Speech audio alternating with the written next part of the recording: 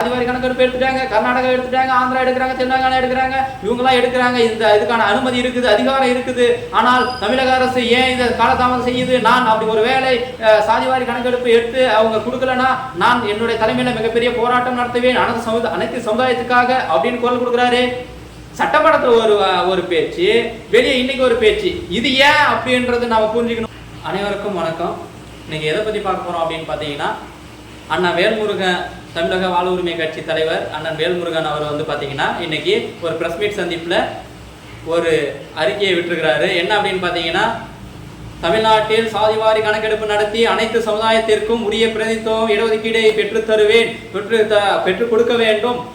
அப்படி இல்லை என்றால் தமிழ்நாட்டில் மிகப்பெரிய ஒரு போராட்டத்தை நடத்துவேன் அப்படின்னு சொல்லிட்டு அண்ணன் பேசுகிறார் இல்லையா. அந்த வாய் இதுக்கு முன்னாடி என்ன பேசுன்னு நம்ம பார்க்கணும் இல்லையா. அதுக்காக தான் உங்களுக்கு அந்த விளக்கம் கொடுக்கணும் அப்படின்றதுக்காக தான் இந்த வீடியோ.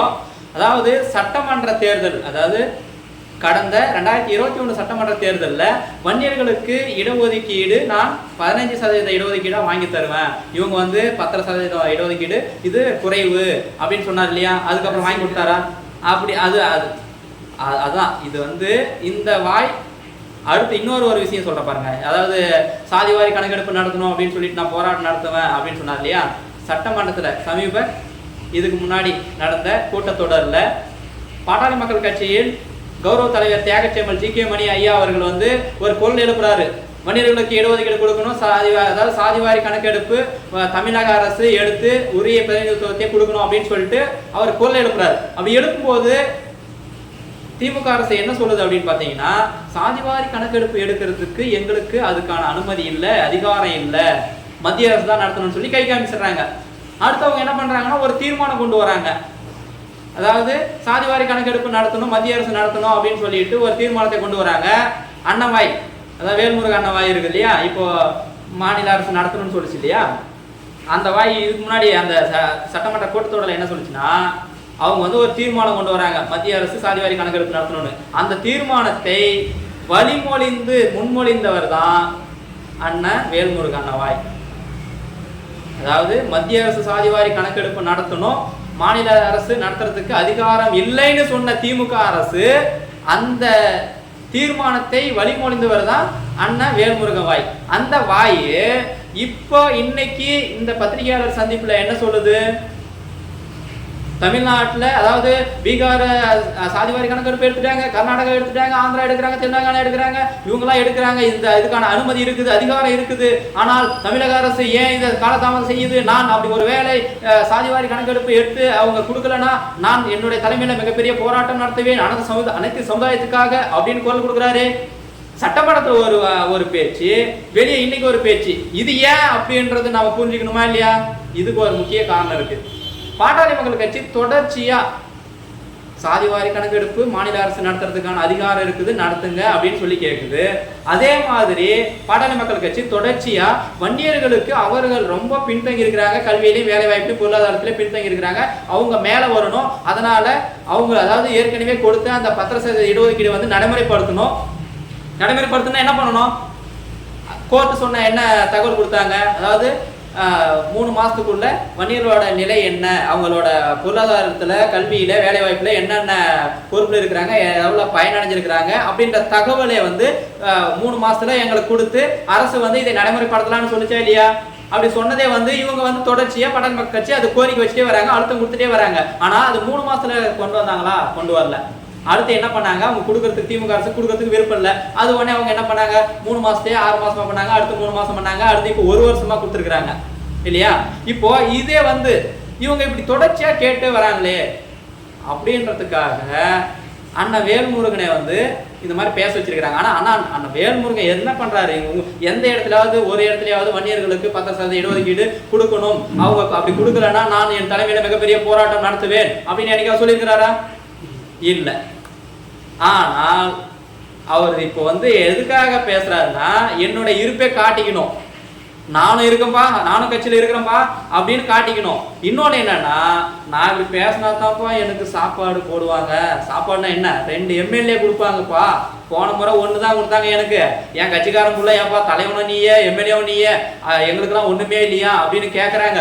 அதனால கூட இருக்கிற யாராவது ஒருத்தனுக்காவது நான் எம்எல்ஏ சீட்டு வாங்கி கொடுத்துட்டுனா அப்புறம் என்ன மதிக்குவாங்கல்ல அப்படின்ற எண்ணத்துல அண்ணன் என்ன பண்றாருன்னா இந்த மாதிரியான பேச்செல்லாம் பேசுறாரு.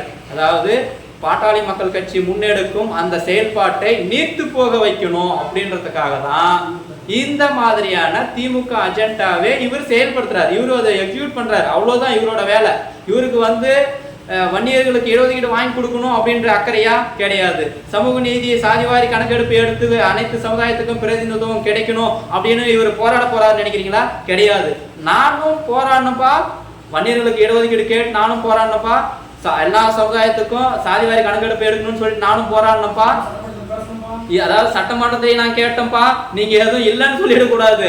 ஏன்னா பிரஸ் மீட்ல பாருப்பா, உங்களுக்கு பிரஸ் மீட்ல கேட்டேன் தானே, ஆனா மறுபடியும் உடனே நான் கேட்கலன்னு சொல்லிடக்கூடாது. ஏன்னா வீடியோ வரணும்பா, ஐயாப்பா அதிக எங்கப்பா நீ பேசுனதெல்லாம் எனக்கு தெரியல அப்படின்னு சொல்லிட்டாங்கன்னா அதுக்காகத்தான் உங்ககிட்ட இந்த மாதிரி பிரஸ் மீட் வச்சு பேசிடுறது. புரியுதுங்களா? அண்ணனோட வேலை, அதாவது வேல்முருகன் அண்ணனோட வாயே ஒவ்வொரு இடத்துக்கும் ஒவ்வொரு மாதிரி மாறுபடுது. அதாவது 2021 சட்டமன்ற தேர்தலுக்கு முன்னாடி வந்து நம்ம என்ன சொன்னதுதான், 10% இடஒதுக்கீடு வன்னியர்கள் வந்து அது குறைவு, 15% இடஒதுக்கீடு நான் பெற்று தருவேன், திராவிட முன்னேற்ற கழக கூட்டணி எங்களுடைய கூட்டணி தலைமையில் ஆட்சி மலர்ந்தால் நாங்கள் 15% இடஒதுக்கீடு உடனடியாக அமல்படுத்துவோம் அப்படின்னு சொன்னாரு. எங்க என்னைக்காவது கேட்டாரா? 15% கேட்டாரா? கிடையாது. அதே மாதிரி இன்னொரு விஷயம், இவர் ஏன் அப்படின்லாம் இந்த பிரஸ் மீட்ல வந்து இவர் பேசுறாருன்னா இன்னொரு விஷயத்தையும் சொல்றாரு. அஞ்சலி அம்மாள் அவர்களுக்கு சிலை வைக்கணும் அப்படின்னு சொல்லிட்டு நான் சட்டமன்றத்தில் பேசினேன். அதனால திமுக அரசு வண்டி அது செஞ்சது. கோவிந்தசாமி படையாச்சி ஐயா அவர்களுக்கு வந்து மணிமண்டபம் கட்டணும்னு சொல்லி பேசினேன், அது திமுக அரசு செய்யுது. அடுத்து தியாகிகள் 21 தியாகிகளுக்கு மணிமண்டபம் கட்டணும், ஒருங்கிணைந்த ஒரு மணிமண்டபம் கட்டணும் அப்படின்னு நான் பேசினேன், இது திமுக அரசு எங்களோட தலைமை அரசு செய்யுது. இப்போ நான் இடஒதுக்கீடுக்கு இந்த அனைத்து சமுதாயத்துக்கும் சாதிவாரி கணக்கெடுப்பு நடத்தணும்னு சொல்லி நான் பேசுவேன். உடனே தலைமை, அதாவது எங்களோட கூட்டணி அரசு எங்களோட தலைமை அரசு செய்யும், திராவிட அரசு செய்யும் அப்படின்றத சொல்றதுக்காக தான் இப்படி பேசுறாரு. இது வந்து நாளைக்கு அவங்க சாதிவாரி கணக்கெடுப்பு எடுத்தே ஆகணும், கொடுத்தே ஆகணும்ன்ற சூழ்நிலையில தான் இருக்கிறாங்க. ஏன்னா பாட்டாளி மக்கள் கட்சி கடுமையான ஒரு போராட்டத்தை நடத்துறதுக்கான திட்டமிட்டு இருக்கிறாங்க. சாதிவாரி கணக்கெடுப்பு எடுக்கணும், மாநில அரசு எடுக்கணும் அப்படின்ற ஒரு பார்வை. இன்னொன்று வன்னியர்களுக்கு இடஒதுக்கீடு 10% இடஒதுக்கீடு கொண்டு வந்த இடஒதுக்கீடு நடைமுறைப்படுத்தணும் அப்படின்ற ஒரு பார்வை. இது எல்லாத்தையும் தாண்டி அவங்க அப்புறம் பல பிரச்சனைகளையும் பேசிட்டு வராங்க இல்லையா? இப்போ வந்து அவங்க அடுத்த கட்டத்தை நோக்கி நகர்ந்துட்டு இருக்கிறாங்க. இப்போ இந்த சூழ்நிலையில அவங்கள அப்படியே நீர்த்து போக வைக்கணும். நீ பேசுப்பா, எப்போ இவங்க பாப்பா அந்த வன்னியர் சமுதாயத்துல இருந்து இவங்களும் கேட்டாங்கப்பா, இவங்களும் பேசிட்டாங்கப்பா, இவங்க கேட்டுதான் வந்துச்சுப்பா, இவங்க கேட்டுதான் கொடுத்தாங்கப்பா அப்படின்னு பேசணும். அது அப்படியே மாத்திக்கணும். நமக்காக அந்த நம்ம செஞ்சது எல்லாமே இவங்களுக்காக மாறிடணும். புரியுதுங்களா? இந்த அடிப்படையில தான் அண்ணன் வேல்முருகன் வாய் வந்து ஒவ்வொரு இடத்துலையும் மாறி மாறி பேசுது. இவர் வந்து நான் மறுபடியும் சொல்றேன், எந்த இடத்துலையும் 10% இடஒதுக்கீட்டுக்காக நான் போராடுவேன், நான் களத்துல இறங்கி போராடுவேன், பெற்று தருவேன் அப்படின்னு எந்த இடத்துலையும் சொல்லல. அவர் இன்னொரு வார்த்தையும் சொல்றாரு, 15% இடஒதுக்கீடு வந்து மிக 10% மேல 15% அந்த இடைப்பட்ட இடத்துல கண்டிப்பா வட மாவட்டத்துல வன்னியர் அதிகமா வாழக்கூடிய இடத்துல வேலையில இருக்கிறாங்க, கல்வியில சேர்ந்துருக்கிறாங்க அப்படின்றதையும் சொல்றாரு. இன்னொரு வார்த்தை என்ன சொல்றாருன்னா, உயர் பொறுப்புல, அதாவது ஐஜியா இருக்கட்டும், டிஐஜியா இருக்கட்டும், எஸ்பியா இருக்கட்டும், டிஎஸ்பியா இருக்கட்டும், இல்ல ஐஏஎஸ் அதிகாரிகளா இருக்கட்டும், துணை ஆட்சியர், அதாவது துணை ஆட்சியரா இருக்கட்டும், இவங்க இந்த மாதிரியான முக்கியமான பொறுப்புல, இந்த டிஎன்பிசி தேர்வு அந்த குழு இருக்கு இல்லையா, அந்த குழுவிலையா இருக்கட்டும், அல்லது இந்த அதாவது பரிந்துரை குழு, அந்த முக்கிய போஸ்ட்னு சொல்லுவாங்க இல்லையா, அதாவது தலைமை பொறுப்பு, அந்த தலைமை பொறுப்புல வன்னியர்களுக்கு இடம் ரொம்ப ரொம்ப கம்மியா இருக்குதுன்னையும் சொல்றாரு. இப்படி சொன்ன உடனே நீங்க என்ன பண்ணுவீங்க? ஆமா நமக்கு இல்லைன்றதை கேட்கறாரு அப்படின்னு புரிஞ்சுக்குவீங்க. திமுக அரசு வந்து வன்னியர்கள் வந்து அதிகமா பயன்பெறாங்கன்னு சொல்லிட்டு சிவசங்கர் சொன்னார் பாத்தீங்களா, அதையே இவர் ஒப்பிக்கிற மாதிரி ஆமா இருக்கிறாங்க, பயனடைகிறாங்கன்ற மாதிரியும் பேசுறாரு. இவர் வந்து உண்மையாவே வன்னியர்களுக்காக இடஒதுக்கீடுக்காக பேசுறாருன்னா அந்த சரியான வழியில அந்த இடஒதுக்கீடை வந்து கேட்கலாம், போராடலாம்.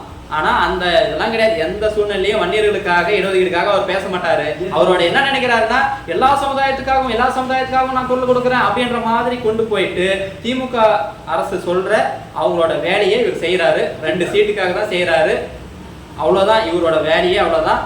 அதாவது பாட்டாளி மக்கள் கட்சி மட்டும்தான் வன்னியர்களுக்காக இந்த 10% இடஒதுக்கீடுக்காக இருக்கட்டும், அல்லது அனைத்து சமுதாயத்துக்கும் உரிய பிரதிநிதித்துவம் கிடைக்குவதற்கு சாதிவாரி கணக்கெடுப்பு நடத்தி உடனடியாக அனைத்து சமுதாயத்துக்கும் இடஒதுக்கீடு கொடுங்க, அவங்க சாப்பாட்டு அவங்க பங்கே கொடுத்துருங்க, அவங்க உரிமையை கொடுங்கன்னு சொல்லி கேட்கறது கிட்டத்தட்ட 40-45 வருஷமா கேட்டுட்டு வர்றாரு. நீங்க புரிஞ்சுக்கணும். சும்மா அண்ணன் வேல்முருகன் வந்து சாதிவாரி கணக்கெடுப்பு பேசிட்டாரு அப்படின்னு சொல்லிட்டு ஏதாவது வீடியோ போடுறேன் அது போடுறேன் அப்படின்னு சொல்லிட்டு பாசிட்டிவான வீடியோலாம் போடாதீங்க. நீங்களே விளம்பரம் தேடி கொடுத்துறாதீங்க. அவர் வந்து திமுக அரசு சொல்றதே அவருங்க பேசுறாரு. பாட்டாளி மக்கள் கட்சியோட செயல்பாட்டு நீர்த்து போக வைக்கிறாரு. இதுதான் உங்களோட அஜெண்டா. அதனால இந்த செய்தியை நீங்க உள்வாங்கிக்கிட்டு, நான் சொல்ல வர்றது வந்து களத்துல என்ன செய்யணுமா, நம்ம களத்துல நல்ல நம்மளுடைய மருத்துவர் ஐயா அவரோட கரத்தை நம்ம வலுப்படுத்தணும். அதுதான் நம்மளோட வேலை. இந்த மாதிரியான சின்ன சின்ன ஆட்களை வந்து உள்ள விட்டு நம்மளை வந்து சிதறடிப்பாங்க. அது நமக்கு தேவையே கிடையாது. அவங்களை வந்து நம்ம பொருட்படுத்தவே கூடாது. சரியா? சரி, அடுத்து இந்த காணொலியில் முடிச்சுக்கிறேன். அதிகமாக போயிட்டு இருக்குது. இந்த காணொலி பிடிச்சிருந்தா லைக் பண்ணுங்க, சப்ஸ்கிரைப் பண்ணுங்க. ஏதாவது கருத்து சொல்லணும்னாலும் கமெண்ட் பாக்ஸில் சொல்லுங்க. நன்றி, வணக்கம். வீடியோ பார்க்குற அத்தனை பேருக்கும் நன்றி.